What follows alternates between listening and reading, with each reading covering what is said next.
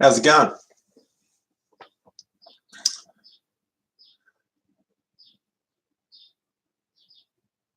So, I did say before that I was going to do my take on a religious one, a religious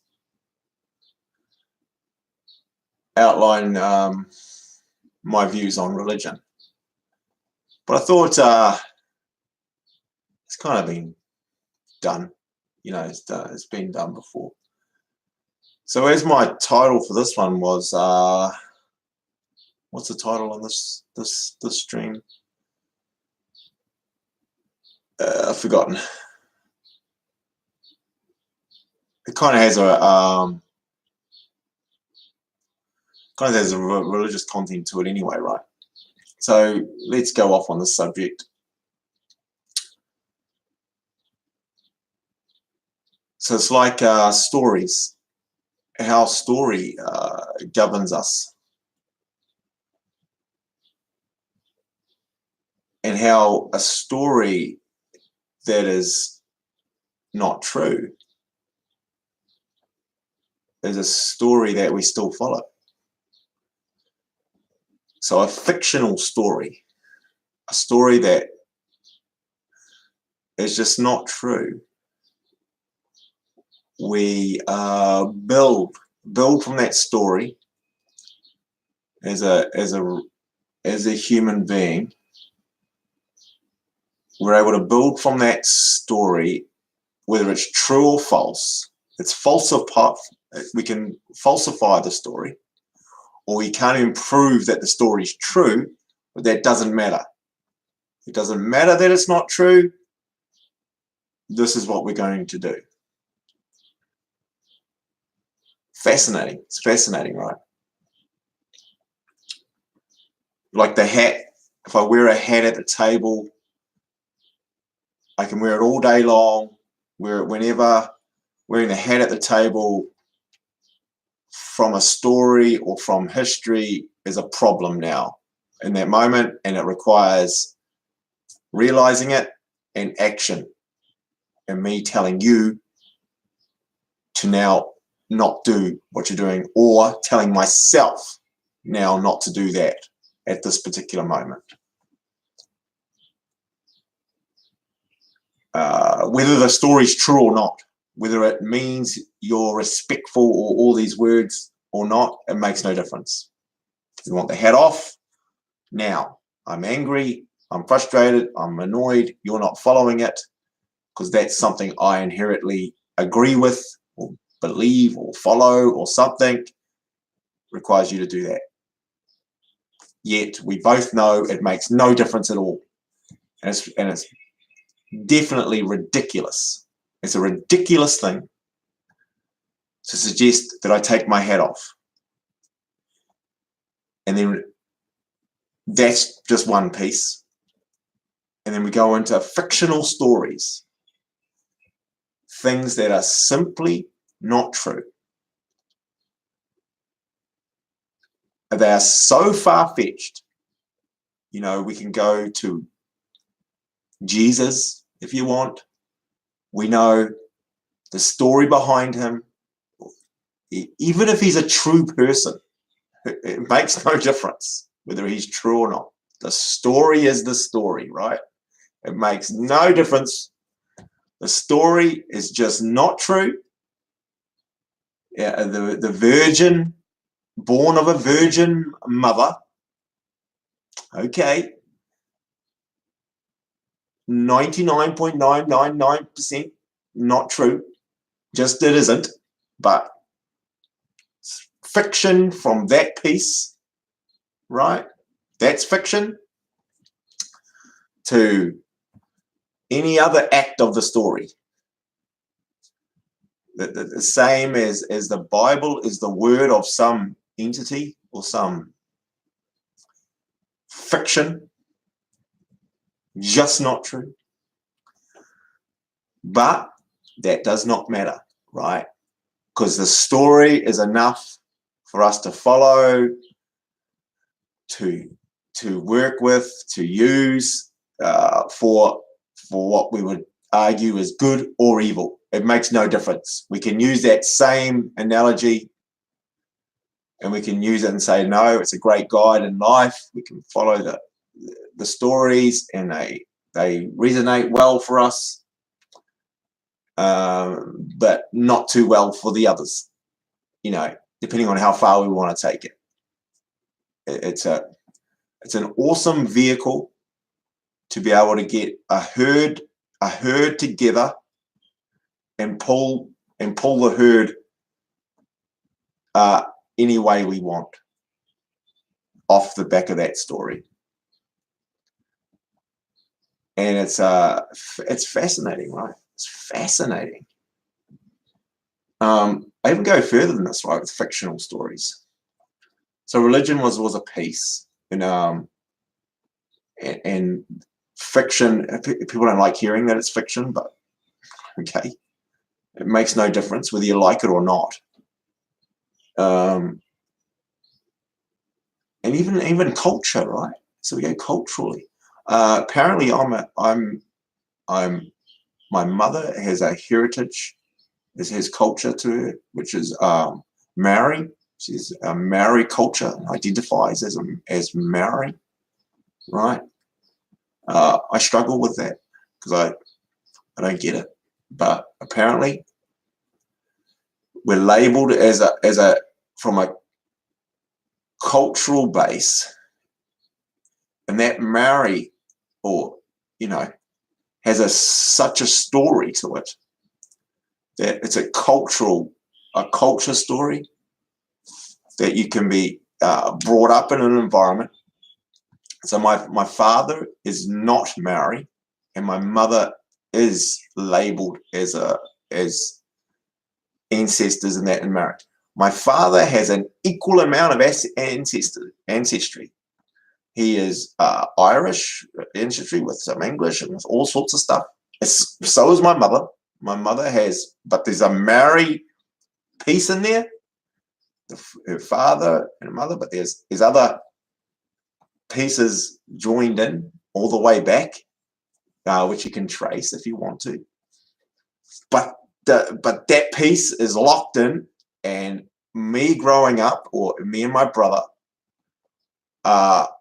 whether we like it or not, whether we agree or not, that's locked in. All the rest is over here somewhere, but that's the piece that I need to find my identity, or apparently, or to establish my history, to know they call it whakapapa, where I belong to, give me some sense of belonging. That's not true. None of that's true. Where I belong, I don't have a sense of belonging. I do. I have the same sense of belonging as anybody else. I'm a human being, as a species that's been named, Homo sapien. Apparently, that makes, if we trim it down to that, the same as that species, we can put all these layers on top of it as you want. And so those are the stories that you're brought up with, and that becomes fact, right? It's a fact. You're a Maori. It's a fact. This is how you are, and this is what you do, and these are the rules you abide by, or these are the traits you follow, and these are a common fuel and fire. And I can sit here and say, well, I've been wronged. My ancestors were wronged. Where things were stolen from us, and I can join in. I'm part of that. No, I'm not. I'm not part of that. It's just a story from that human beings were amongst, and I'm a descendant of theirs. That's the story. So That doesn't make sense, you know.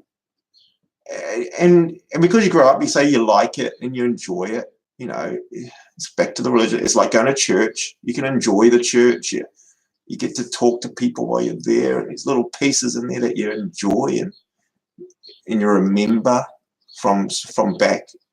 You know, so I can remember going to, we have marae's and those things. I didn't mind them. I liked them. They had food. You know, there's food there. Hey, if there's food somewhere, man, I loved everywhere. It could have been anything.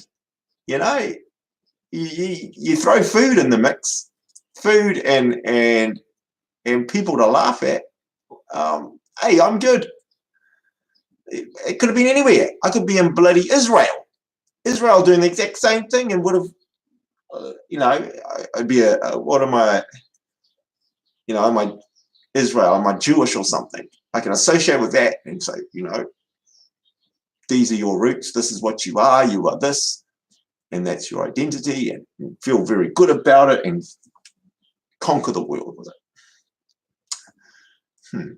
You know, and so yeah, so fictional stories are fascinating, and so it translates everywhere, right? It's just everywhere, from everywhere. So how we sell the product, you know, and then how do we shape the story? Because it's around me all day, and I'm subject to the stories now, right now. As I said, I'm lying to myself about lots of things, and it seems to me to actually be just a byproduct of consciousness, right? So we have our consciousness, and we're able to have memories and create pictures, and we're able to associate those pictures with emotions and feelings. You know, we're able to actually have.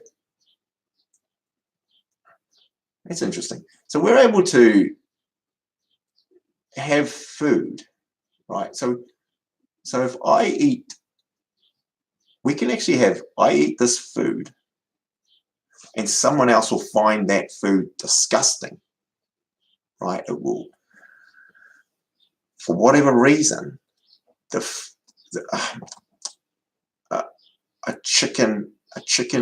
piece of chicken, cooked and done whatever, seasoned, right? I'll eat it and I'll enjoy it. There's somebody else of the same DNA makeup and all that stuff will not only not eat it because they don't like it, but will find it disgusting, right? Now that can only be a mental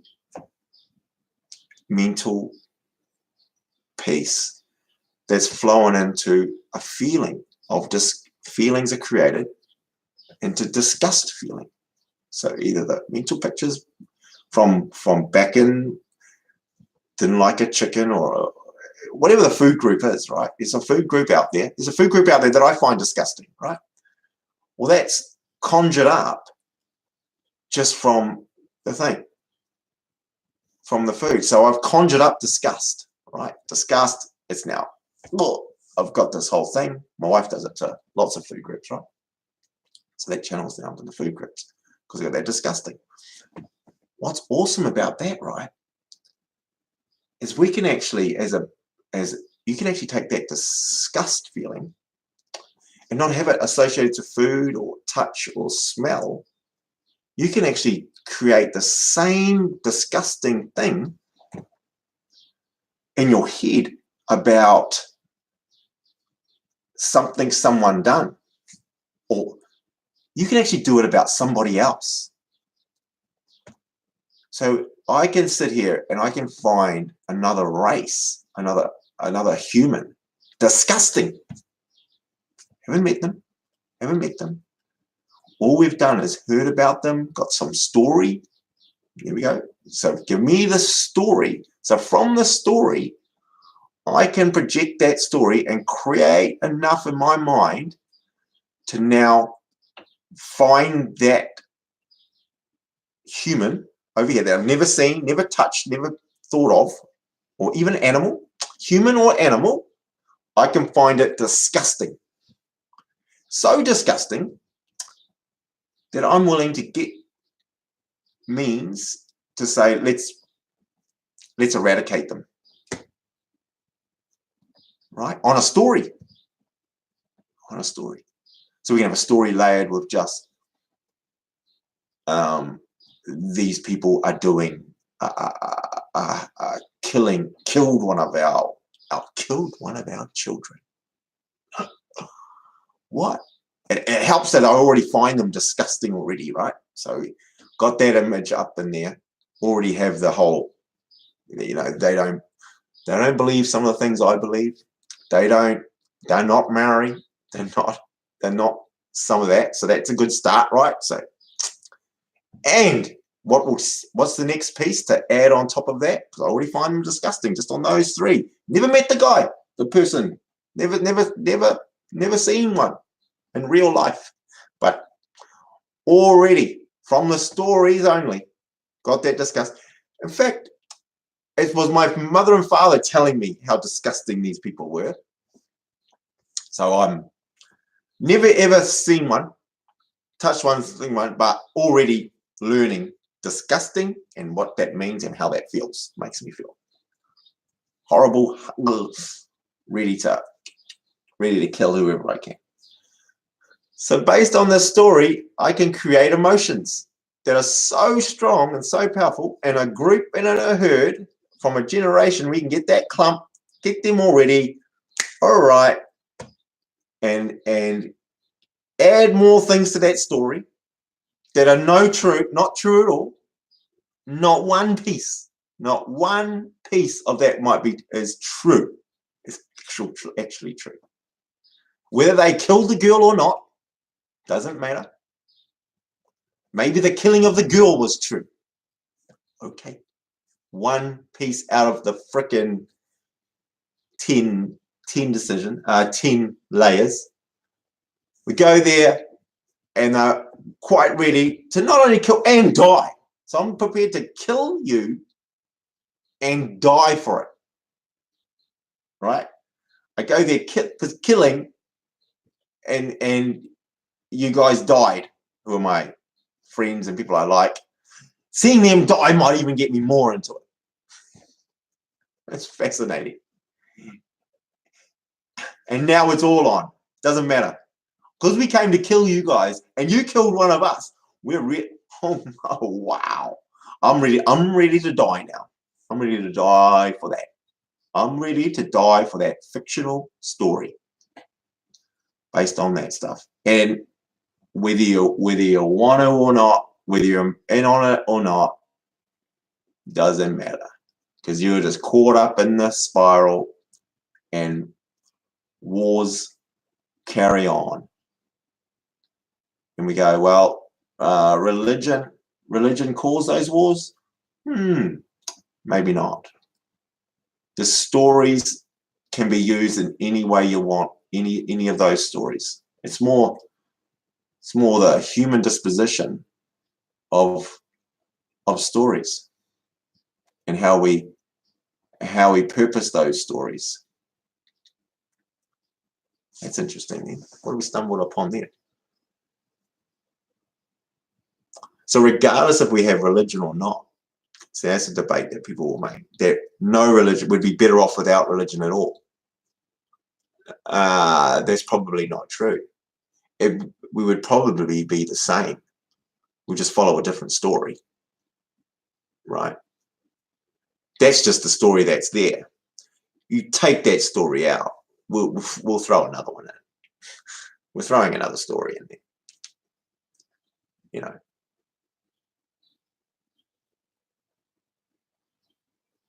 But even it's more interesting. We could actually,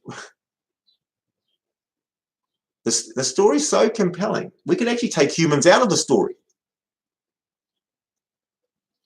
No. So if we take humans out of the story, you don't follow it.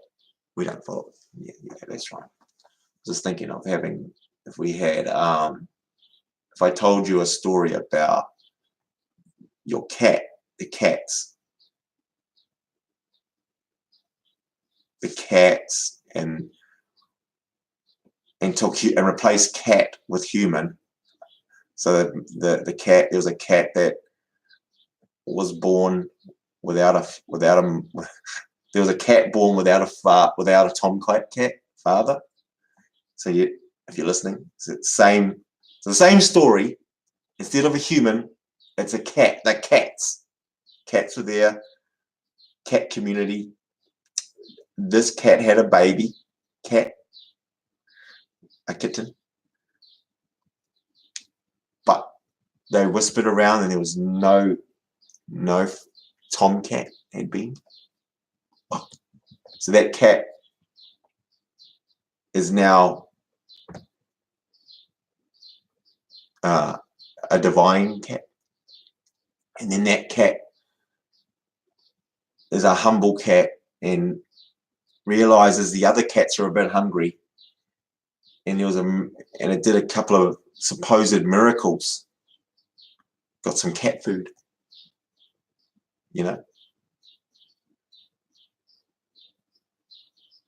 My mum's on the phone. Should we listen to her? Mum. Oh, I missed it. I'll ring it back. Yeah, so the cat. Yeah, so if you replace it with cats and told that same story, right?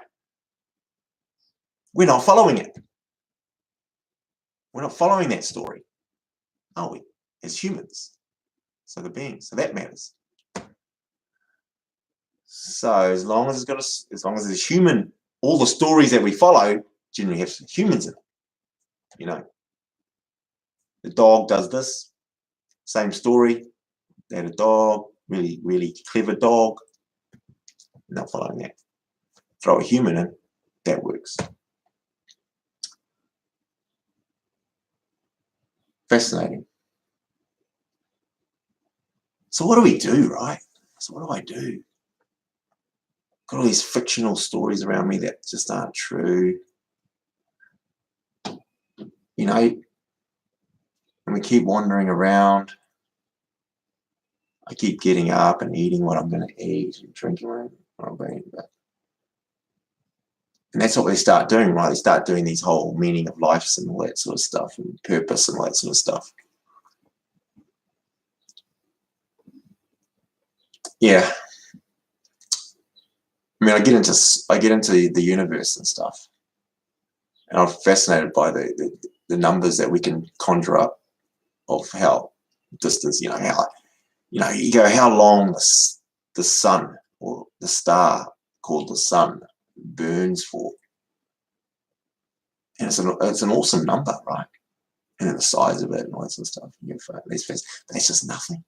It's nothing out of the big scheme of things, and the space-time thing that will burn for and continue to burn. And then you can attribute that to us, right? And you go, well, that's actually true, right? It's not a fictional story. It's not something we just conjured up. It's got the science piece to it, right? Which I prefer. And so there's that piece that's telling us that, right? Sort of, it's a truthful piece. So we're trying to minimize the fiction. But if that's true, which it is, because we've got lots of evidence for it and lots of methods to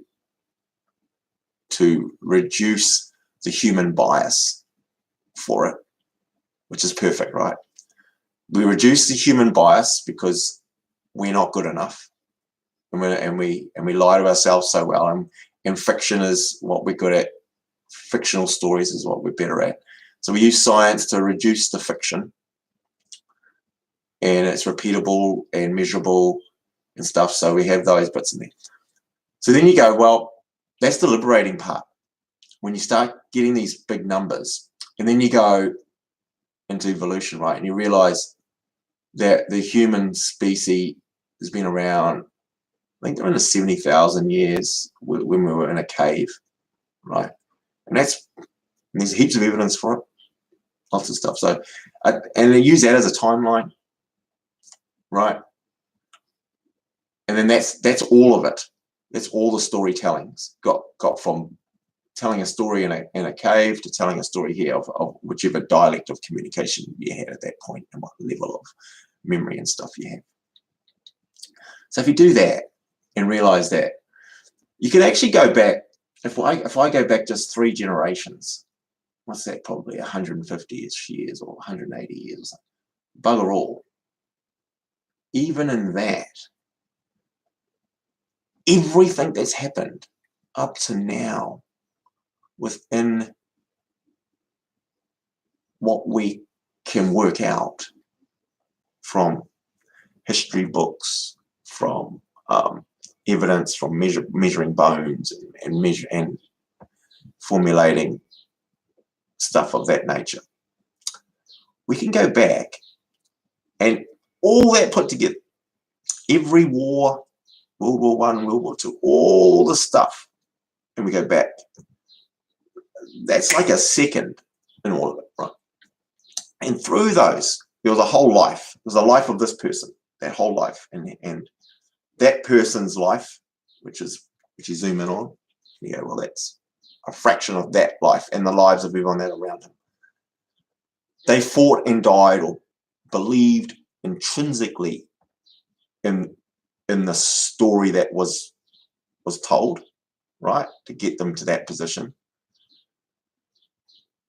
and did that story and abided by it for whatever reasons. And even when their offspring came and they stayed stuck to that disposition of saying, yes, for Rome, I did this for Rome, fight for Rome.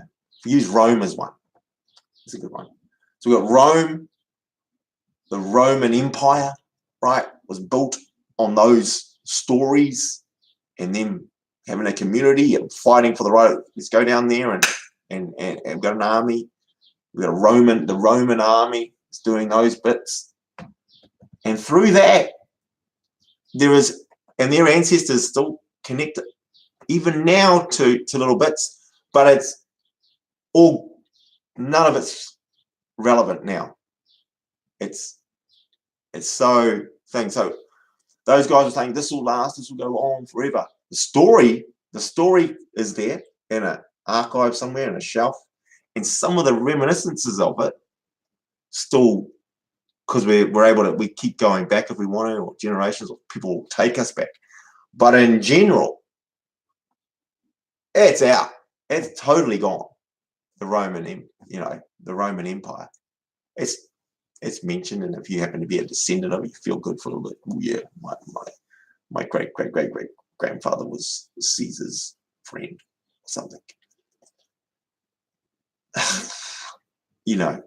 And in fact, that may even get you to conjure up and follow that story even more. But it doesn't exist. It's not even there. Only if you pull the story in, and when historians, we go and make a movie on it. We pull some historic knowledge in there and glorify it a bit. So I'm not saying history's not necessary, but what I mean by that is that my whatever disposition I followed in that life that I had and followed it for it is simply insurmountable. It's so minimal, and it's actually insignificant. I'm insignificant, and it doesn't even matter how much I was. Whether I was a king, insignificant. You're insignificant now. Whether you were even for whatever you might have controlled and commanded and did, you're still insignificant. Because humans, we keep moving. We're spinning like the frickin' earth amongst it, right? So that fascinates me. Fascinates me. And it's quite awesome to try and spot these things happening in our lives, right?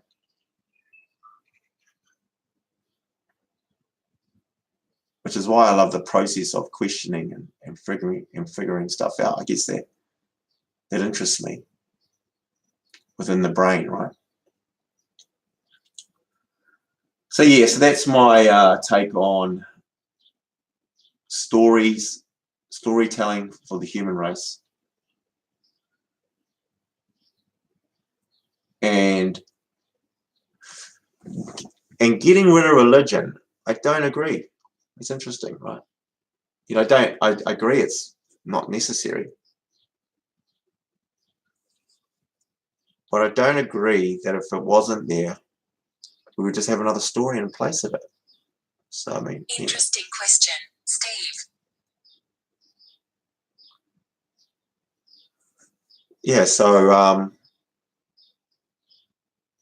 it's fascinating.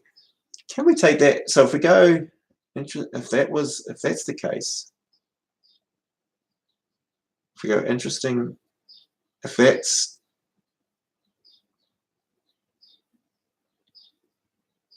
like that, I've lost my train of thought there. I was thinking Siri was talking to me.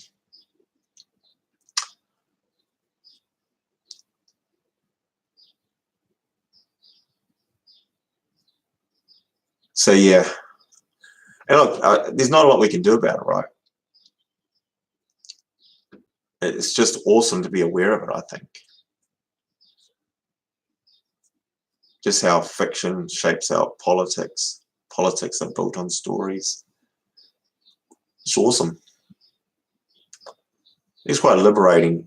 I find it liberating to know this, though. It does really motivate me more. I have to find, you know, people often say to me, you know, if you don't believe in heaven and stuff, what's the point of living? Ooh, that's interesting. It's actually the opposite. You know, if you don't believe in something, what's the point? Fascinates me. Because your fictional story, if I don't believe in a false story, I have no, what's the point? Can you listen to that? You know, if everyone believed that Superman was real, and there was a story, and I don't believe that Superman's real, what's the point of living? You have no purpose. That's horrible. Awesome, man. It's not only a story, it's the defense mechanisms that we're able to establish as well within any reply, any rebuttal to any piece of the story. As far-fetched as your freaking story is, your story is off the charts ridiculous, right? Every one of them. Every God story, every Christian or Muslim or Buddha or Muhammad or whichever one you're into, whichever story you've grown up in or followed or joined or got your head into and decided, yep, bam, that resonates for me. I'm in. From your culture stories, whether you're an Indian, Red Indian, Aborigine, Maori, Samoan, whatever that story history's got thrown in there too. They throw both, right? You've got your Maori story with the false story from Jesus. You have Maoris following the Jesus story.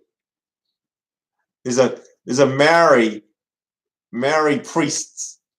You know, fascinating. Following a lie. There's a lie story there, but you found something that'll work from it. You know, it's totally not true, but people are following me for it. It's given me some bit of power. You know, awesome.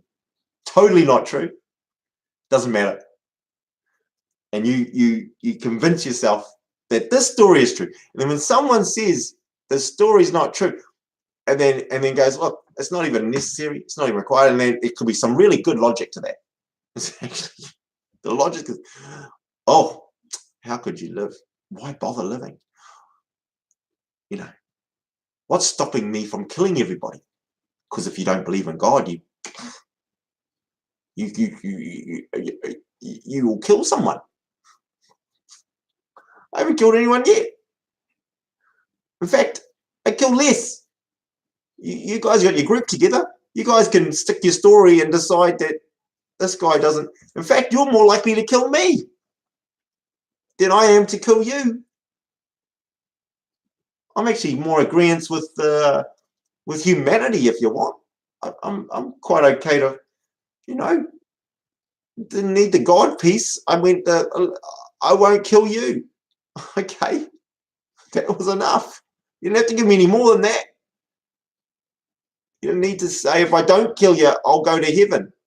You didn't need to put that bit in there. Wasn't required. You didn't need to threaten me. Oh, if you do kill him, this will happen to you. Didn't need that piece. Why was that? Why was that bit needed? I went, oh yeah, that sounds like I'll just go, logic says kill that person. Oh, but they really upset me, and they really annoyed me, and they really, you know. All right. So I kill them then. And the religious or the story of me being a Maori or whatever, my culture, my religion, none of that is going to prevent me from doing it anyway. If that's what I can spin the story, the bullshit, the fictional story, I can spin that story to let me do whatever I want to do anyway. You know? Or they can spin the story and come and attack me anyway. So now I've got to defend myself regardless, whether I'm decided not to kill you or not. They're coming my way with a pitchfork or whatever, you know, whatever the hell it is.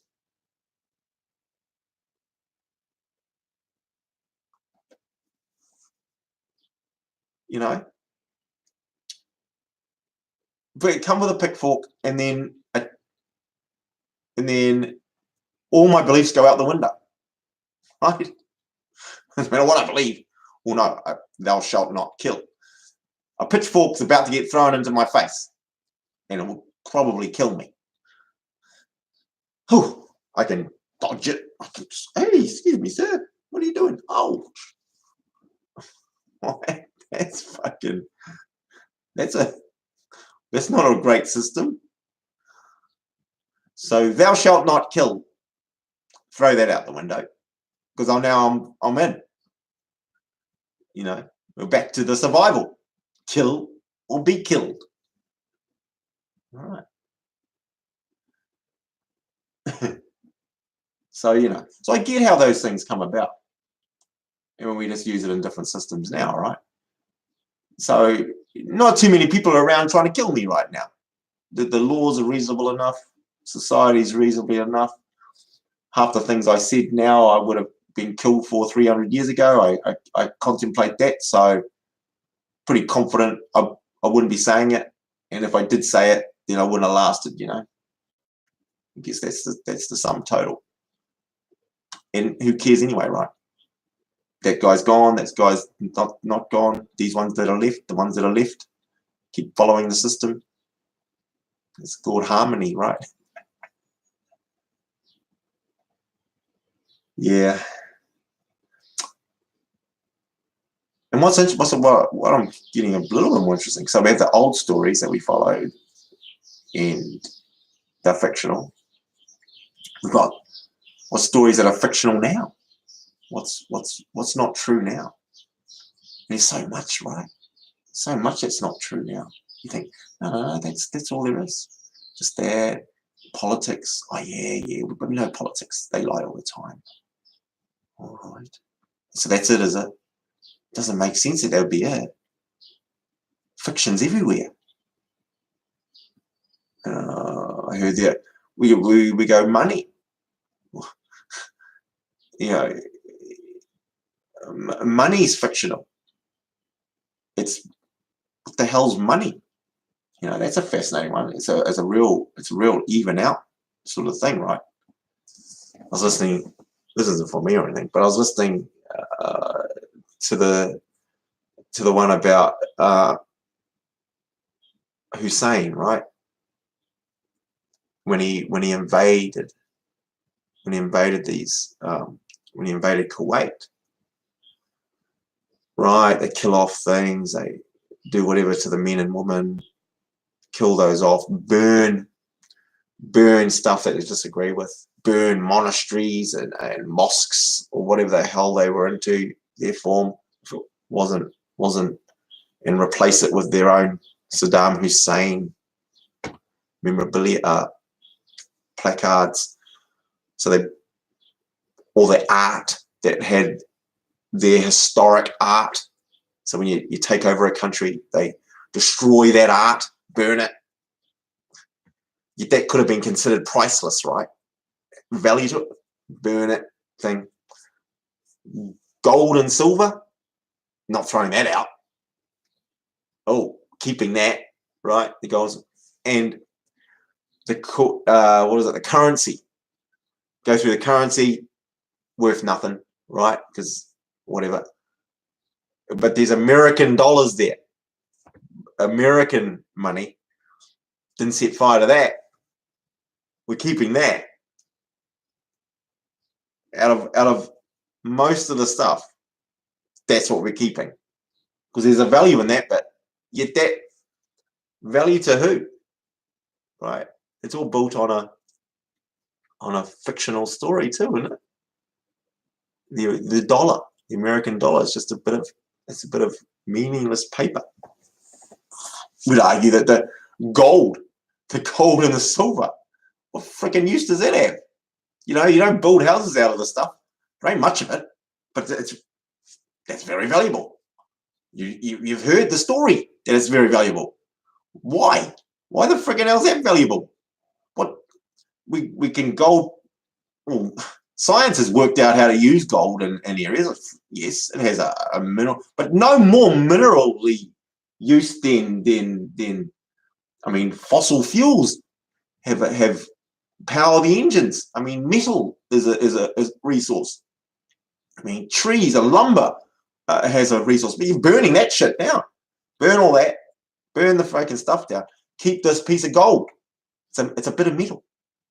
You might make some jewelry out of it. It looks. It's just a story on the thing. If we as humans decide that this is precious, you know, there's a bit of paper. Oh no, it's really important. There's a piece of paper. Right. It's the story behind that. It means a lot. I'll buy that for $500, $5,000, or I'll give you my herd. I'll give you my herd of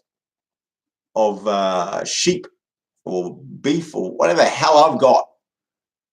That'll sustain the whole bloody place for a long time. No. Trade that. I'll give you all that for your for the stack of green fucking paper. Green paper. Forget it even being a metal of gold that is equally ridiculous. The gold or diamond. It's a shiny fucking. What the hell is that going to do? Oh, but that has value for what? What the hell for? You know, I've got piles of gold in my closet or in a safe somewhere. Has all this value. Oh, because it's proven, because it keeps going up in value. Well, then they can say tomorrow, they go, gold is valued at what? 3, whatever is valued. They go, right, cross that out and go 0. What happens then? Well, it's the same fucking thing. It's just a big bunch of metal crap. So then they'll open the safe up and throw it out. Get rid of it. There's no, because you're the one who made the value on it. It's fiction. It's not even true. It is, you know. I mean, if I'm starving to death, the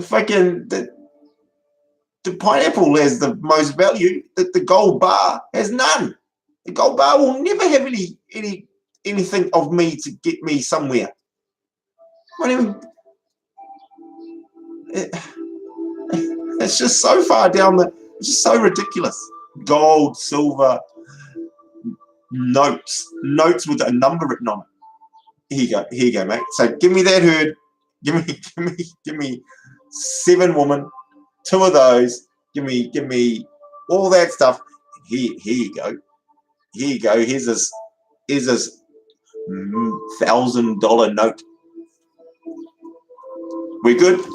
What the hell? And not only that, I printed it. I printed those. So here I am. I'm printing these friggin' notes. It's even better than the gold. Gold's a pain. How do I friggin' make the gold? No. This is make this paper. All right. Fuck. We're giving out all the paper. Got all the actual things, that actual resources. You guys build something. Build me a mansion. Here you go. I'll print some of that. There you go, buddy. You guys do that for 20 years. Beautiful. Right. What are you guys making? Here's 20. Make me some ships. Make me a ship and a stuff. Right. You go to that. Let me know if you need more. No problem. And I keep printing some more. I'll print some more. Make me some more. How many more? We need some more boats. No problem. I print off this paper. I'll chop a couple of trees down. Make this paper up. Here you go. Oh, my little note. I owe you. Oh, don't even do that anymore. Fascinating, right? Fascinating. The whole thing's just a load of just fiction built on money has only the value that we've stuck on it.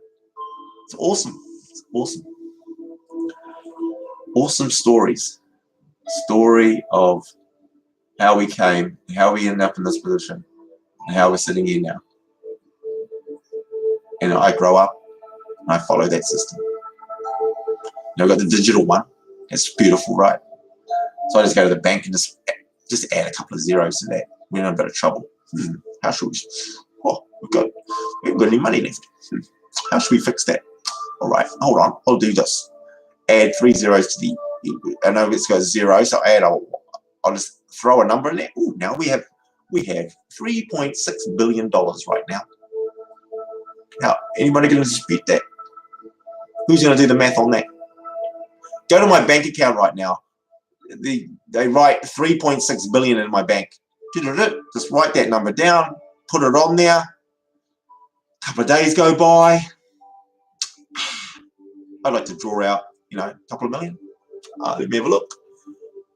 Yes, sir, you have $3.6 billion in there.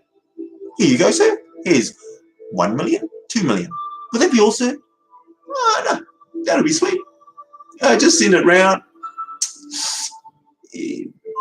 I'll buy those things over there, right? Grab those, bring them around. Fucking hell.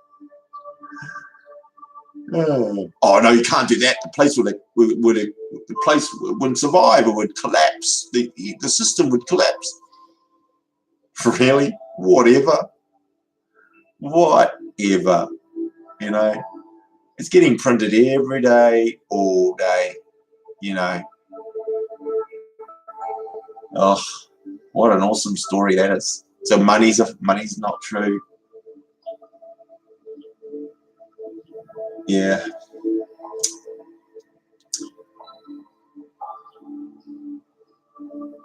Oh well, I better move on.